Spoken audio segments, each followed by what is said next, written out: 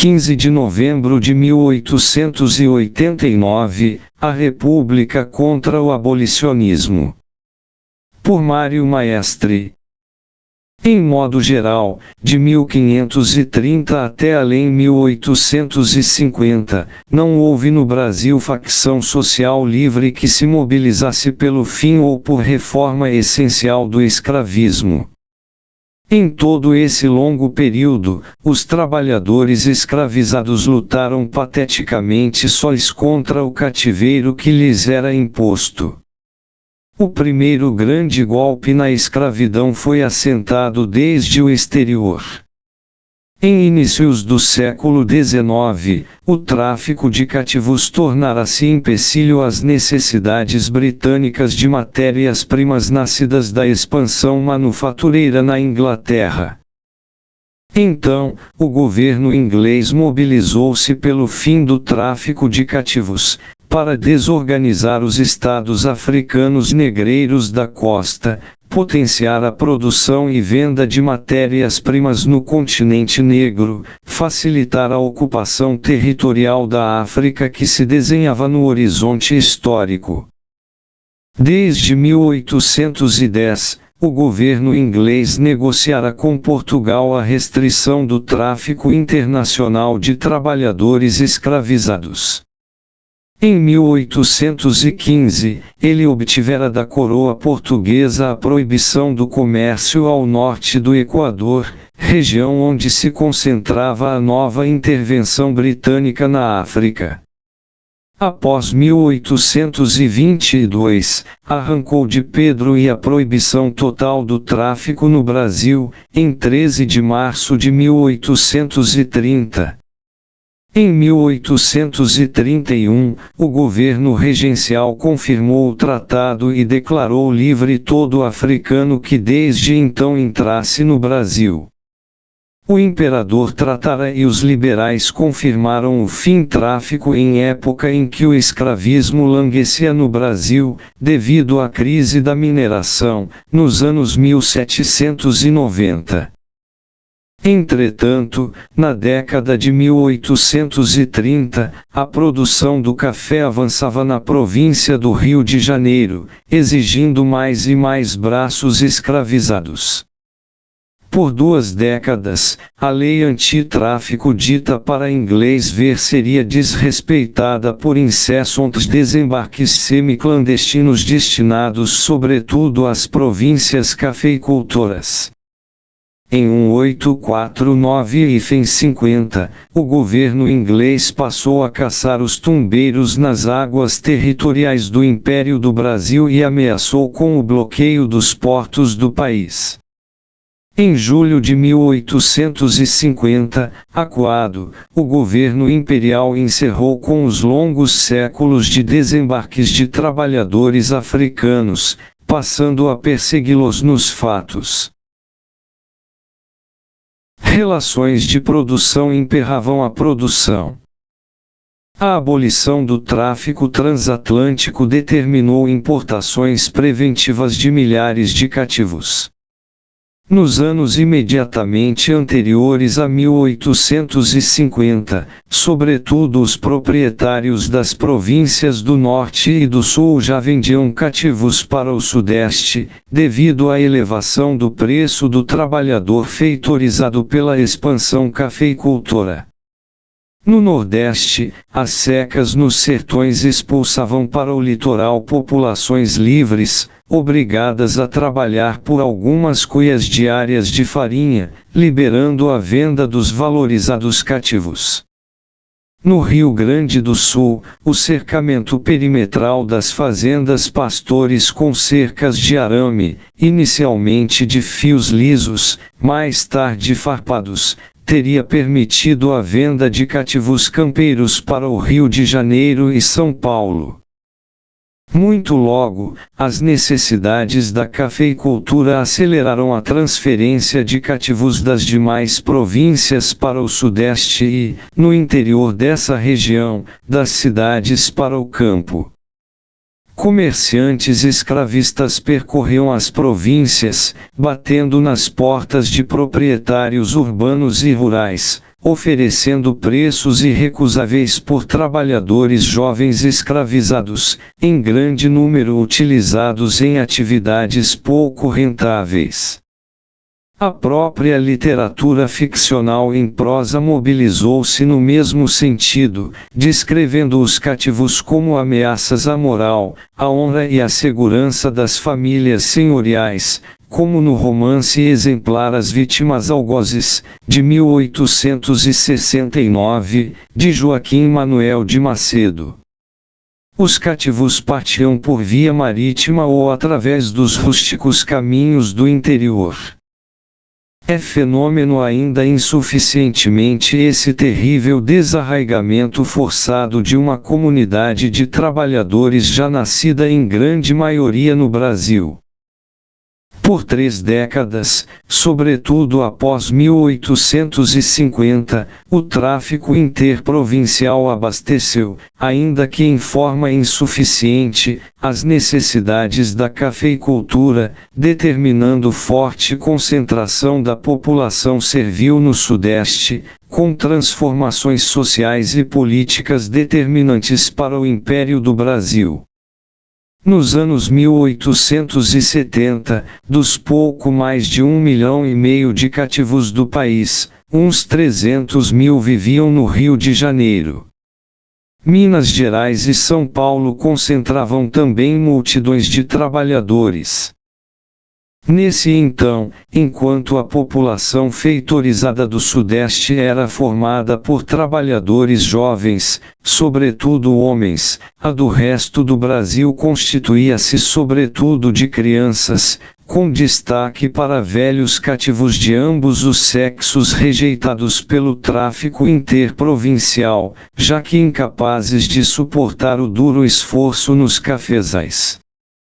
A concentração servil na cafeicultura gerou fenômenos revolucionários, em relação à formação social escravista.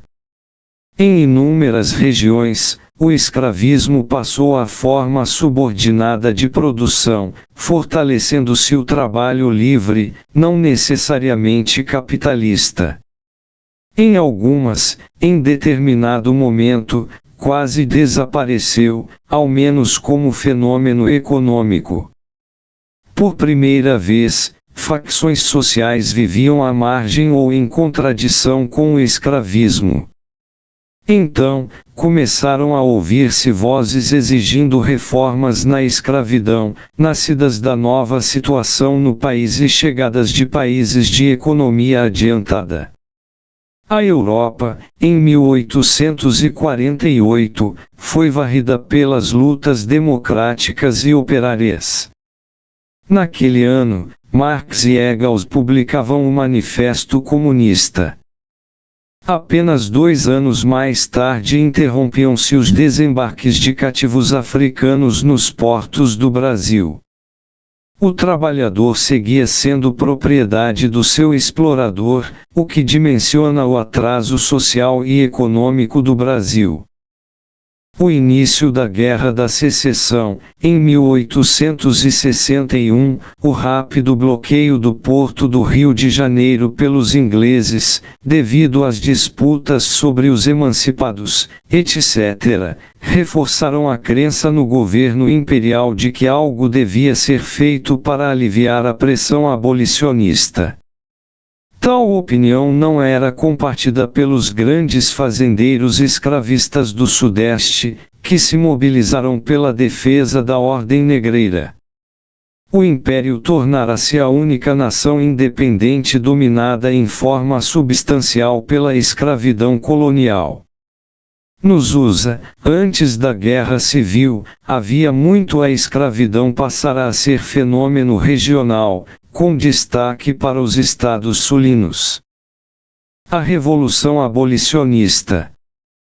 O movimento abolicionista crescia e se organizava sobretudo nas cidades, quando a instituição medonha recebeu violentíssimo golpe, com a derrota militar dos escravistas sul-estadunidenses, em julho de 1865.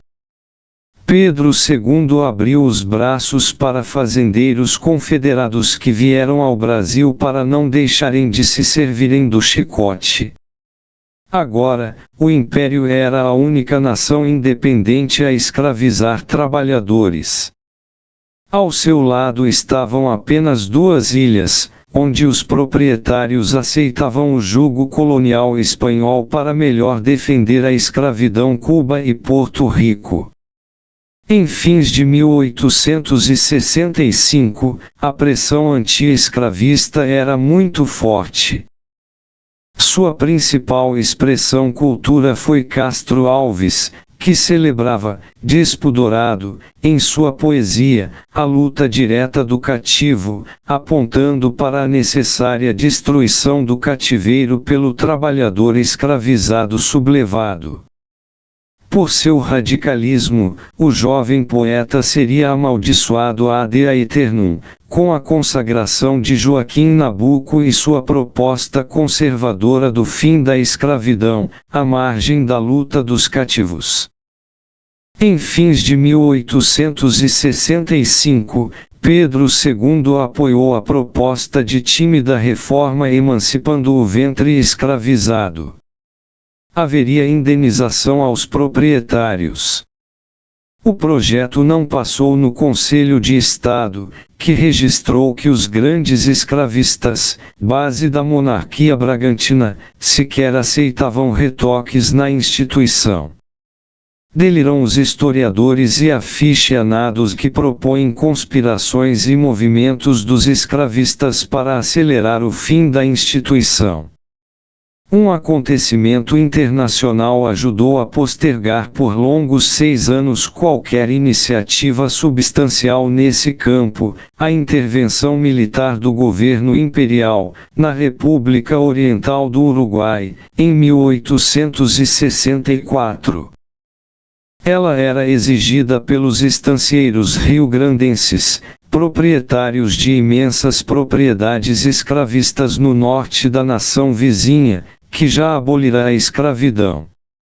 Aquela intervenção, sem declaração de guerra, motivou a Guerra da Tríplice Aliança contra a República do Paraguai de 1864 a 1870. Propõe-se a guerra contra a República do Paraguai como causa da aceleração do fim da escravidão. Ao contrário, é necessário analisá-la também como eventual estratégia imperial para prolongar a instituição. Iniciada em 1864, aquele conflito justificaria a inatividade imperial no relativo à escravidão. Seria perigoso agitar o inimigo interno, o cativo, quando o inimigo externo, o paraguaio, pretensamente ameaçava a nação, afirmava-se.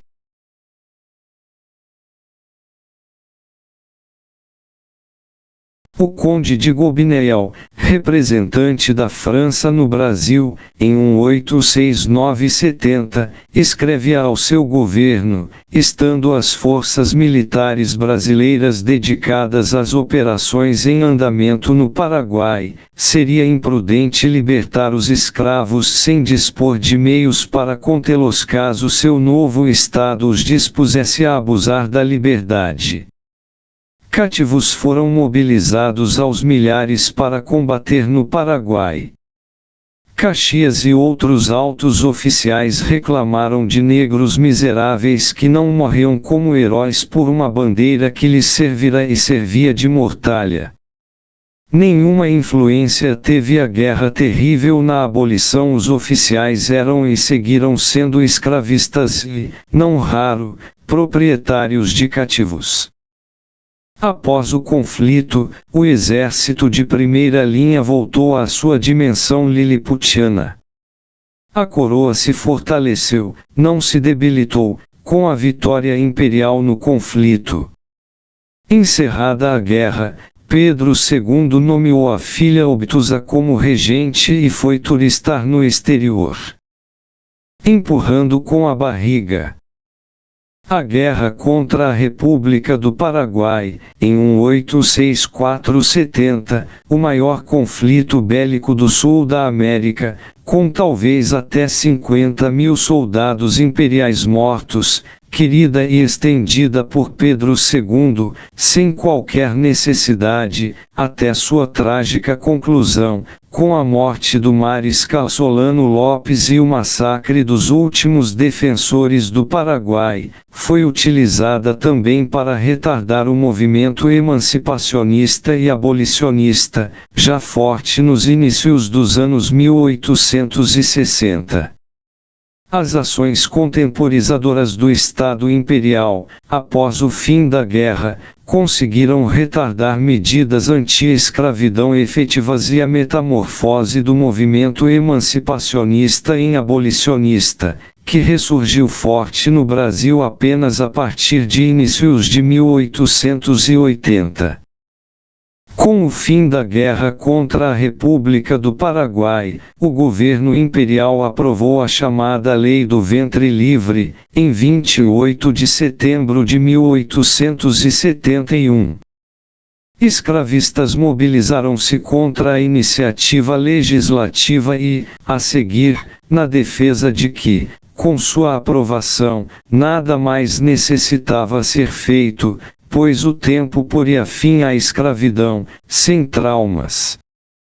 A lei determinava que, desde a data de sua aprovação, os filhos de cativas nasceriam livres. Porém, ela obrigava que eles trabalhassem até os 21 anos para os donos de suas mães, para indenizar os custos de criação. As classes dominantes do Brasil sempre primaram pelo cinismo. Os primeiros ventres livres teriam sido libertados em 1892. Os últimos, no início da Segunda Guerra Mundial. Mesmo nascidos livres, eles foram tratados como cativos, vendidos, alugados, surrados. A lei desmobilizou o movimento anti-escravista e ensejou enorme insatisfação entre os cativos. O movimento anti-escravista renasceu em inícios dos anos 1880, já com um viés claramente abolicionista. A luta pela abolição registrou salto histórico em relação à batalha que os cativos davam, desde a organização da produção escravista, nos anos 1530. Da luta dos trabalhadores escravizados contra suas escravizações, pela fuga, pela revolta, pela insurreição e, até mesmo, pela alforria, lutava-se agora pelo fim da ordem escravista, como instituição. Esse salto deu-se com a conformação de novas alianças objetivas e subjetivas entre os trabalhadores escravizados, diretamente interessados na abolição do cativeiro, e segmentos crescentes da população livres pobres, segmentos médios, alguns proprietários não escravista, etc. Sobretudo cafeicultores proprietários de terras caçadas no Rio de Janeiro começavam a aceitar a abolição da escravidão, desde que eles fossem indenizados, pois tinham seus capitais empatados sobretudo em cativos. Foram retomadas as discussões e as iniciativas pontuais relativas à transferência de trabalhadores livres europeus para o Brasil.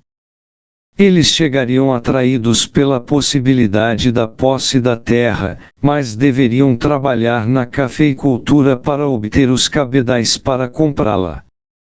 Desde 1850 e 54, a Lei de Terras exigia que o Estado vendesse e não mais doasse terras, preparando uma abolição da escravatura que então se temia que estivesse próxima. Porém, aquela lei abria as portas aos latifundiários para que aumentassem as propriedades gratuitamente através do reconhecimento de posses de terras públicas. É uma fake news historiográfica que essa leva de camponeses europeus receberam terras cedidas gratuitamente pelo Estado. O movimento abolicionista perseguia a modernização geral do país. Seus setores mais avançados lutavam pela abolição sem indenização, com unificação jurídica do mundo do trabalho. O programa abolicionista propunha a distribuição de terras aos ex-cativos e caboclos e a expansão da comunidade camponesa, a reforma da lei eleitoral e das instituições políticas, a separação da religião e do Estado, a democratização da sociedade, o desenvolvimento da educação pública, etc. O abolicionismo almejava a modernização geral do país. Os abolicionistas dividiram-se nas formas de obtenção do fim da escravatura. Os mais conservadores, representados por Joaquim Nabuco, viam no parlamento e na família imperial o caminho para a abolição do cativeiro sem envolvimento dos cativos. Em 1883, Joaquim Nabuco escreveu em O Abolicionismo: a propaganda abolicionista não se dirige aos escravos. Seria uma cobardia, inepta e criminosa, e, além disso, um suicídio político para o Partido Abolicionista, incitar à insurreição, ou ao crime. Foi estrondoso o fracasso dessa vertente abolicionista ilustrada e conservadora. Abolicionismo radical. A ala abolicionista radicalizada optou pela ação direta, através da propaganda aberta e da facilitação das fugas de cativos, sendo duramente retaliada pela polícia imperial e pelos capangas dos negreiros. Não foram poucos os abolicionistas que perderam a vida na luta contra a escravidão. Paradoxalmente, não temos ainda uma história geral, nacional, qualificada, dessa militância e desse movimento, em maior parte clandestinos. Não possuímos, igualmente, um grande romance ficcional sobre a abolição. Tratou-se de uma ação que se dava sobretudo na esfera provincial, com uma frágil articulação e expressão supraprovincial, devido à enorme autonomia socioeconômica das províncias do Império. O movimento abolicionista radicalizado contribuiu poderosamente para a destruição final do cativeiro, que se concluiu devido à ação e à vontade exclusivas do agir dos trabalhadores escravizados, os grandes interessados propulsores daquele salto histórico. Em 1885, o governo imperial tentou desarmar, outra vez, o movimento abolicionista, com a lei dos sexagenários, que libertava os velhos cativos, obrigando-os a trabalharem por alguns anos, para indenizarem os proprietários. Essa dita lei emancipacionista criminalizava a ação dos que lutavam pelo fim da escravidão. Foi um diploma redigido e aprovado pelo parlamento e pelo governo imperial em defesa da manutenção por ainda alguns anos da servidão. A luta pela libertação radicalizou-se, transformando-se no primeiro grande movimento democrático revolucionário do Império. Por primeira vez na história do Brasil, homens livres e trabalhadores escravizados uniam suas forças em todo o país em uma proposta político-social em tudo revolucionária.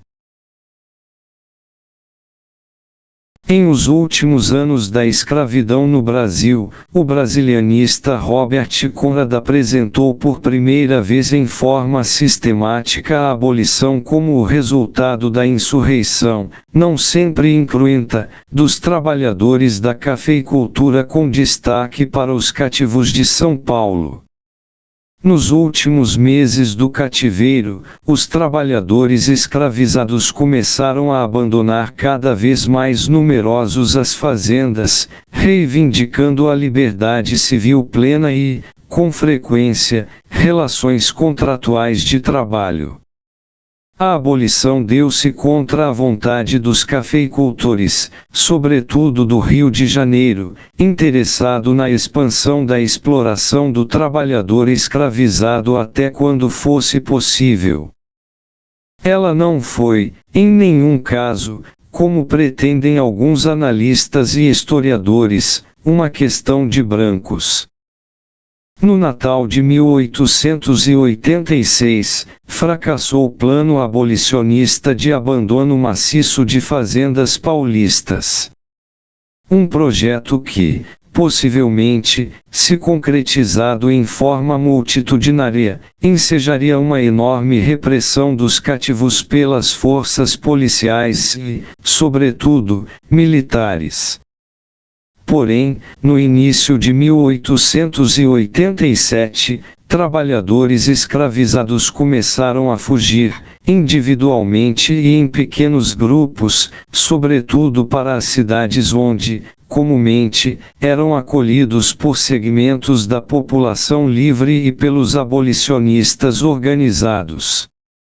Com falta de braços para tratar a lavoura, cafeicultores enviavam mensageiros para arregimentar cativos nas fazendas vizinhas, incentivando fugas ao prometerem remuneração salarial. Logo, o movimento assumiu caráter maciço e os cativos armaram-se, como podiam, para se defender quando partiam em direção à liberdade. Apenas após correr por primeira vez o sangue dos repressers, em um choque entre destacamento armado e cativos que abandonavam suas fazendas portando seus instrumentos de trabalho, o comando do exército passou a não mais prestar o serviço de homens do mato.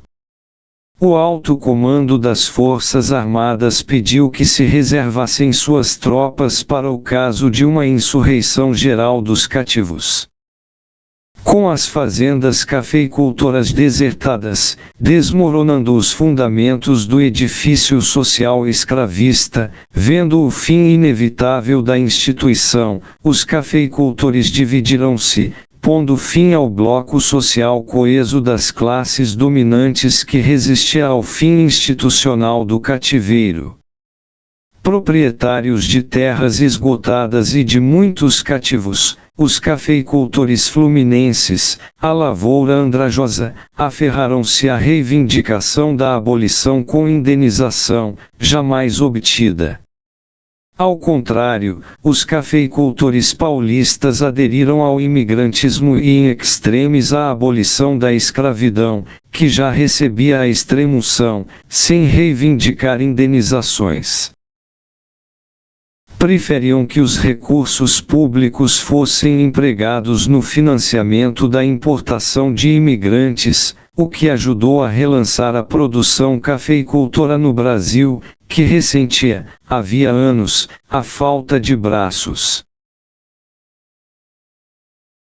Revolução abolicionista, contra a Revolução Republicana.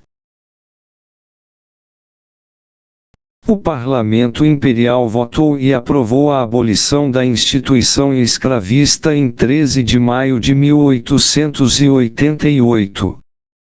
A herdeira imperial nada mais fez do que, após o projeto abolicionista ser aprovado no parlamento, sancionar a dita Lei Áurea, assinando o atestado de óbito de instituição agônica devido à desorganização imposta pela fuga multitudinária dos cativos. Com a destruição da ordem escravista e a transição a diversas formas de relações de trabalho livre, a abolição da escravatura materializava-se como a única revolução social até hoje conhecida pelo Brasil. Havia muito que as relações escravistas de produção emperravam a expansão da área plantada e da produtividade da produção cafeicultura, hegemônica no país, sob a pressão positiva da expansão dos mercados consumidores mundiais. O fim do escravismo, em 13 de maio de 1888, permitiu que centenas de milhares de imigrantes entrassem no país, atraídos pela alta remuneração que lhes esperavam, concretizar o sonho da posse da terra, miragem que se realizaria em forma parcial, sempre através de imenso esforço. A remuneração dos apenas chegados caiu logo que os campos e as cidades transbordaram de trabalhadores livres. Constituía-se, assim, o exército industrial e rural de miseráveis obrigados a assalariar-se por baixa remuneração para não morrerem de fome, necessário ao bom funcionamento da agricultura mercantil. Funcionando agora o açoite da ameaça do desemprego, a roda das condições contratuais e da remuneração do trabalho tornava a girar como sempre, contra os interesses dos produtores diretos. É outra sandice ideológica imensa a proposta de imigrantes privilegiados por todas as formas de facilidades e vantagens pelo Estado por serem brancos. As classes dominantes do Brasil se empaparam no sangue de índios, negros, caboclos, mamelucos, imigrantes, quando pensavam que eles ameaçavam seus interesses. A unidade monárquica, autoritária e centralizadora das colônias luso-brasileiras nascera em defesa da ordem escravista. O segundo reinado, de 1840 a 1889, consolidará-se na defesa da ordem negreira. O fim do escravismo dissolverá as condições que sustentavam o centralismo monárquico, desde a independência, em 1822. A defesa do tráfico e a manutenção da ordem escravista passavam das preocupações das classes dominantes às páginas da história. Novas e mais complexas formas de produção exigiam e ensejavam novas e mais complexas formas de dominação. O terceiro reinado que jamais houve. Sem o apoio dos fazendeiros, que não mais dependiam do trabalho escravizado, a monarquia tentou apoiar-se em novos setores sociais. Sobretudo, procurou galvanizar a simpatia da população negra que vira em forma alienada a princesa Isabel como a redentora da escravidão, e esperava que o terceiro reinado lhes garantisse melhores condições de existência. Visões e esperanças reforçadas pelo monarquismo de importantes líderes abolicionistas Joaquim Nabuco, José do Patrocínio, André Rebouças, etc. Para sobreviver, os bragancas metamorfoseavam-se nos defensores de direitos do povo negro que haviam aguilhoado por mais de 3 séculos. Em junho de 1889, prestigiado pela abolição, o Gabinete Liberal Reformista de Ouro Preto apresentou o projeto reformista que adaptaria a monarquia à nova situação pós-escravista. Propunha voto secreto, a ampliação do colégio eleitoral, a liberdade de culto e ensino, alguma autonomia provincial, etc. As propostas de democratização do acesso da terra e, sobretudo, a pouca atenção dada às reivindicações federalistas, aceleraram a conspiração republicana, após a vitória liberal estrondosa nas eleições. A conspiração republicana foi vitoriosa devido apenas ao apoio dos conservadores, partido dos escravistas hegemônicos, antes de 1888, que seguiu representando os grandes banqueiros, comerciantes e sobretudo fazendeiros. O golpe militar de 15 de novembro de 1889 liquidou com o impulso reformista do movimento abolicionista vitorioso, pondo fim ao próprio centralismo político da nação. Na sua última fala do trono, sob a inspiração do Partido Liberal, Pedro II propusera a aprovação de lei que regulamentasse a propriedade territorial e facilitasse a aquisição e cultura das terras devolutas, concedendo ao governo o direito de expropriar, com indenização, no interesse público, as terras que confinam com as ferrovias, desde que não fossem cultivadas pelos donos. Era a primeira proposta oficial de democratização agrária no Brasil, com indenização ao proprietário, é claro.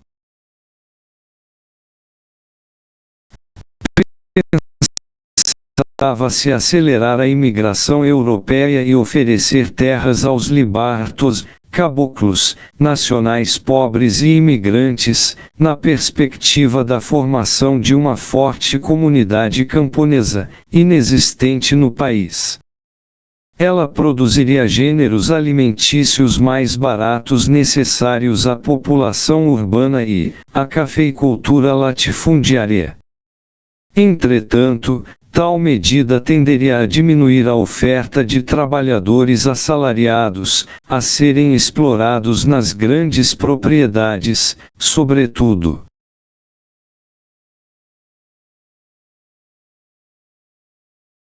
A ausência de programa de autonomia política ampla e real para as classes dominantes provinciais e a proposta de reforma fundiária acelerou a conspiração antimonárquica, com a maciça metamorfose dos antigos grandes proprietários conservadores em republicanos federalistas.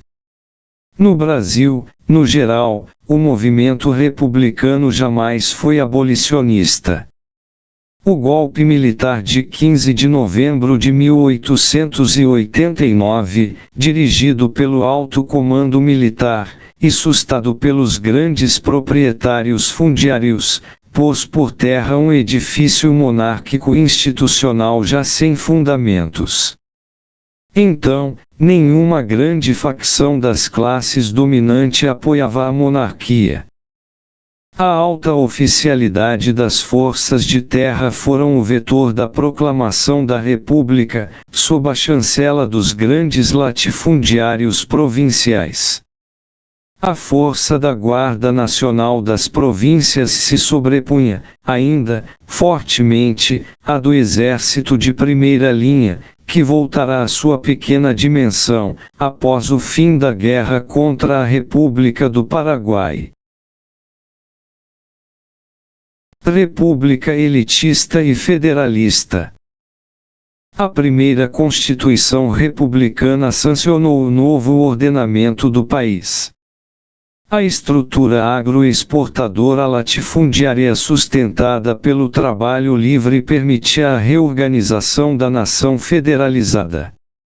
O federalismo fora a reivindicação das classes provinciais periféricas reprimidas pelo poder central, quando da independência unitária, monárquica, centralista e autoritária, em 1822, realizada em defesa da ordem escravista. Era reivindicação velha de 70 anos, bandeira das grandes revoltas regenciais. Agora, porém, o federalismo tornará-se a política das classes dominantes das grandes províncias, que pretendiam abandonar as regiões pobres do país à sua sorte. Com a República, os conservadores vestirão a casaca republicana e retornarão ao poder, pondo fim às veleidades reformistas liberais embaladas pelo fim do cativeiro. A onda reformista do movimento abolicionista foi estraçalhada pela nova ordem federalista. A autonomia federalista republicana radical pôs fim ao movimento nacional abolicionista de refundação da nação, que se dissolveu como um castelo de cartas, ao não ter apoio social que o sustentasse, com as classes trabalhadoras rurais dispersas nos campos, conhecendo múltiplas formas de relações de exploração.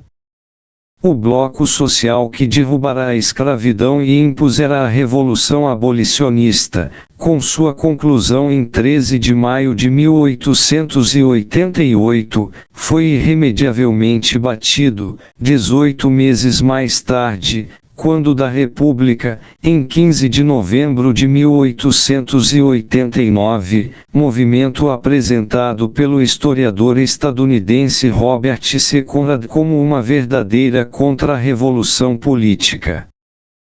A independência, em 1822, e a República, em 1889, foram instrumentos dos segmentos dominantes das classes exploradoras, para alcançar seus objetivos e manter na submissão os explorados. A transição ditada desde as alturas gerava Estado e organização institucional profundamente elitista, conservadora, federalista e nulamente republicana, democrática e popular.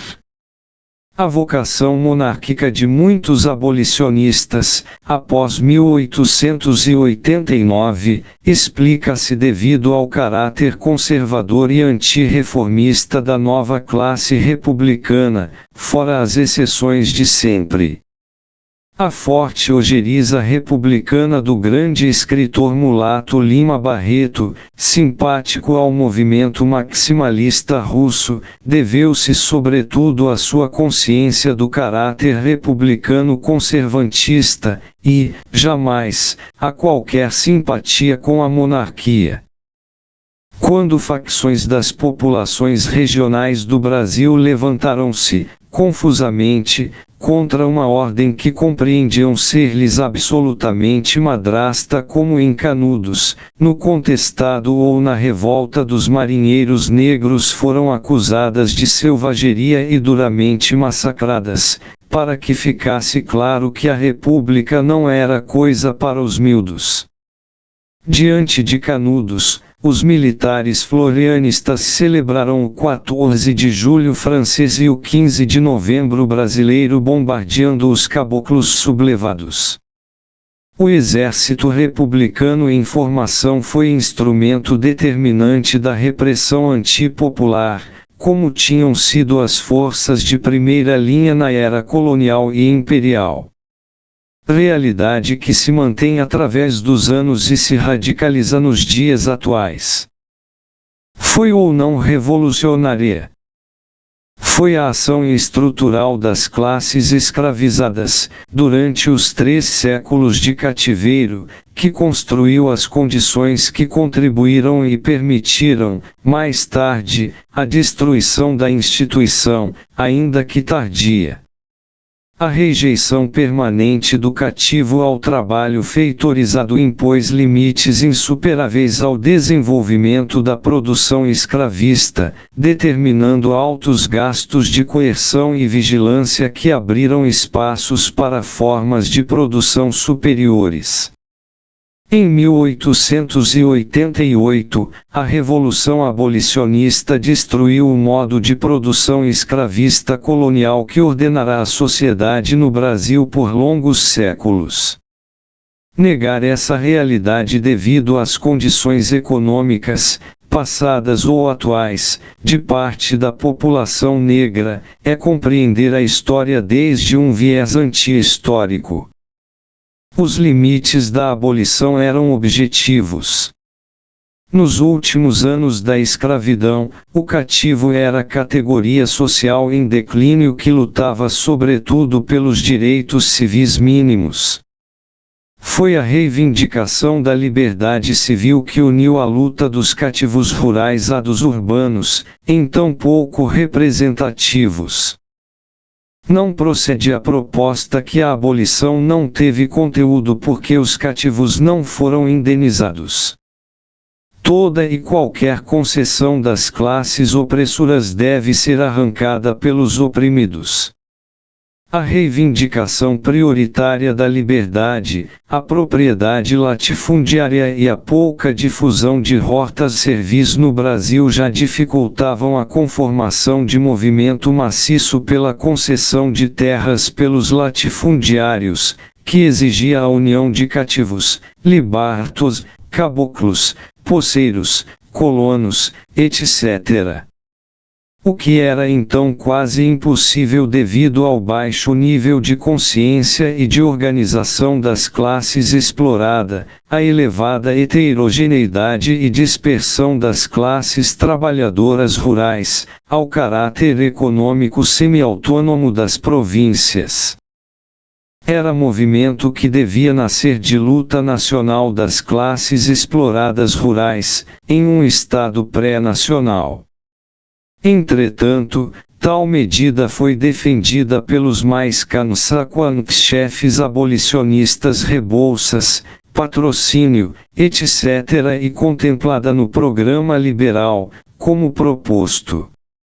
Na limitação das conquistas econômicas obtidas pela abolição pesou, como apenas lembrado, a literal contra-revolução republicana de 15 de novembro de 1889, que pôs fim ao movimento abolicionista como projeto reformista nacional, ao dissolver o unitarismo político do Império no federalismo radical da República.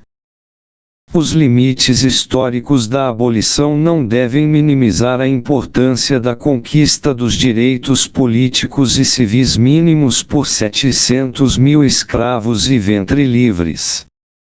Em 13 de maio de 1888, superava-se a distinção entre trabalhadores livres e escravizados, iniciando-se a história da classe operária brasileira como a compreendemos hoje.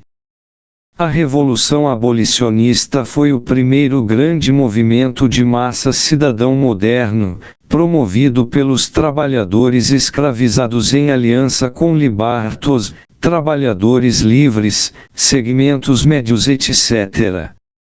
Até agora, foi a única revolução social vitoriosa do Brasil. As mazelas da sociedade brasileira atual não se devem aos ancestrais da população do país que, eles sim, souberam fazer a sua revolução civil e democrática, ainda que em forma tardia, limitada e determinada pelas determinações objetivas e subjetivas do momento histórico. Integração na pós-abolição. Quando da abolição, em 1888, a população escravizada constituía apenas parte da vasta população brasileira com alguma ascendência africana. Sem contar os cativos libertados sob a cláusula de prestação de serviços, eram pouco mais de 723 mil homens e mulheres, concentrados no Rio de Janeiro, São Paulo, Bahia e Pernambuco, em uma população geral de mais de 11 milhões de habitantes. Com o fim da escravidão, os ex-cativos passam a integrar, em condições desvantajosas, os segmentos livres explorados, em grande parte constituídos por negros, pardos e mestiços, em país regionalizado econômica e politicamente. A população apenas liberta possuía quase nula formação institucional. Ela praticava padrões populares da língua portuguesa tidos como rústicos e desqualificadores. Eram raros os ex-cativos que podiam ler e escrever, mesmo em forma limitada. Eram tênues as raízes que a população escravizada entranhava na terra, que lhes significará até então trabalho alienado e jamais redenção social. Os ex-cativos haviam labutado sobretudo nos trabalhos braçais duros da grande lavoura, possuindo em geral conhecimento escassos de horticultura. O caráter singular e limitadíssimo das hortas camponesas de cativos, apesar das elucubrações de muitos historiadores, contribuiu para que os cativos desertassem os latifúndios cafeicultores, quando da crise final da escravidão, em luta pela liberdade civil. Não reivindicaram a posse da terra, em forma maciça e substancial, como ocorrera em outras regiões da América escravista, com destaque para partes do sul dos Estados Unidos, onde houve enorme esforço das classes emancipadas em se tornarem camponeses, com violenta reação dos ex-escravistas. Apesar das epulódias historiográficas, os laços familiares da população cativa eram escassos em número, frágeis e de limitada extensão horizontal e vertical, ainda mais depois do enorme deslocamento ensejado pelo tráfico interprovincial em direção ao centro-sul cafeicultor. São igualmente fantasias as propostas historiográficas da generalidade de famílias escravizadas duradouras e estáveis. Enormes setores de ex-escravizados conheceram forte penúria na pós-abolição, com importante tendência à dispersão de núcleos familiares. Estudando os descendentes de trabalhadores escravizados na região escravista de Pelotas, no Rio Grande do Sul, o historiador Agostinho Mário Dalla Vecchia registrou a prática generalizada da distribuição de filhos pelos ex-cativos entre os proprietários, nas décadas seguintes à escravidão, devido à dificuldade material de criá-los às noites e os dias, elementos para uma economia política da forma de produção semi-servil.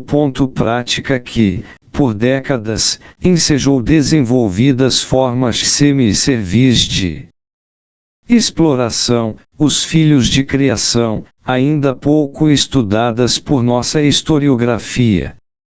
Essas práticas, segundo os indícios que temos, foram comuns em outras regiões do Brasil. A população cativa emergiu da escravidão com misérrimos bens materiais, espirituais e simbólicos e, portanto, desprovida de condições mínimas para a inserção social sob outra forma que não fosse a venda de sua força de trabalho, em geral pouco ou nada qualificada. Maravilhoso Mundo Novo. A população libertada em 13 de maio foi lançada no mercado livre de trabalho em condições precárias, pobreza material, cultural e técnica, escassos e frágeis laços familiares, desorganizada tendencialmente para a sociedade mercantil. A tudo isso, agregava-se a hegemonia plena na pós-escravidão das visões e práticas racistas engendradas por séculos de exploração de trabalhadores negro-africanos e de seus descendentes. Essas visões e práticas serviram, na nova sociedade, como recurso para a exploração econômica e submissão política dessas comunidades negras, pelos donos das riquezas e do poder do país. Essa realidade determina ainda a vida de milhões de afrodescendentes, 135 anos após a abolição. Em diversas regiões das três Américas, o modo de produção escravista colonial ensejara e consolidara o racismo antinegro. Aquela forma de produção fora um momento singular, de grande importância, na história mais do que milenar de exploração escravista, que tivera uma primeira consolidação na bacia do Mediterrâneo, nos primórdios da antiguidade. Naquele longo período, não houve uma etnia que tenha sido monopolizada ou semi-monopolizada como sementeira de cativos. Entretanto, o racismo não foi o mecanismo central de exploração do trabalho, mesmo na escravidão colonial americana, já que a coesão social era imposta pela violência exercida sobre quem possuía o status jurídico de escravo. Tanto que a existência de escravizadores afrodescendentes e africanos não era fenômeno raro no escravismo brasileiro. Com a abolição, em 1888, ao contrário, o racismo passou a ser elemento importante na manutenção da disciplina social e para a superexploração do trabalho, já que todos os trabalhadores passaram a serem homens livres, capazes de negociar a venda de sua força de trabalho, sob a ação permanente de constrições duras e variadas, entre elas, o racismo. Na nova sociedade de homens livres, o racismo constituiu-se como instrumento das classes dominantes para a facilitação e perpetuação da exploração econômica e submissão política da população afrodescendente, em especial, e, indiretamente, de todos os segmentos subalternizados e explorados. A superexploração do negro e da mulher desvaloriza o salário médio geral, em detrimento da totalidade do mundo do trabalho. Bibliografia selecionada. Berlim, Ira. Gerações de Cativeiro, uma história da escravidão nos Estados Unidos. Rio de Janeiro, Record, 2006. 444p. Bittel, Leslie. A abolição do tráfico de escravos no Brasil, a Grã-Bretanha, o Brasil e a questão do tráfico de escravos, de 1807 a 1869. Rio de Janeiro, Expressão e Cultura, São Paulo, ed. da Universidade de São Paulo, 1976. 406p. Bosco, Setembrino Dal. Fazendas Pastores no Rio Grande do Sul, 17801889 capatazes, peões e cativos. Passo Fundo, PPGH, 2008. Caldeira, Arlindo Manuel. Escravos e traficantes, no Império Português, o comércio negreiro português no Atlântico durante os séculos XV e XIX. Lisboa, A Esfera dos Livros, 2013. 369p. Conrad, Robert Edgar. Tumbeiros, o tráfico escravista para o Brasil. São Paulo, Brasiliense, 1985. Conrad, Robert. Os últimos anos da escravatura no Brasil, de 1850 a 1888. Rio de Janeiro, Civilização Brasileira, Brasília, INL, 1975. Costa, Emília Viotti da A Abolição. 8 ed. Rev ampliada. São Paulo, ed. Unesp, 2008. 142p. Costa, Emília Viotti da Senzala à Colônia. 2 ed. São Paulo, Ciências Humanas, 1982. 491p. Dalla Vecchia, Agostinho Mário.